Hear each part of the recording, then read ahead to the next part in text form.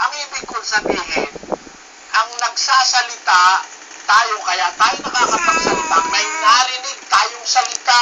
Ang sabi ng Biblia, ang unang-unang nagsalita ang Diyos. Ang Diyos na nagsalita ng unang panahon sa ating mga magulang. So, nagsalita. Kaya nga natuto ng salita ang tao eh. Nagsasalita ang Diyos sa kanila. Kay Eva at kay Adan, nagsasalita. Adan, itong gagawin mo, itong kakainin mo, itong gagawin mo. Nagsasalita. May constant communication.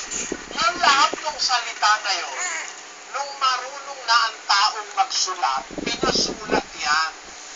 At nung una, ang sulatan bato. Kaya nililipat ko na yun dito man eh. Doon nilalatag ko yun eh. Ang Diyos sinulat sa bato.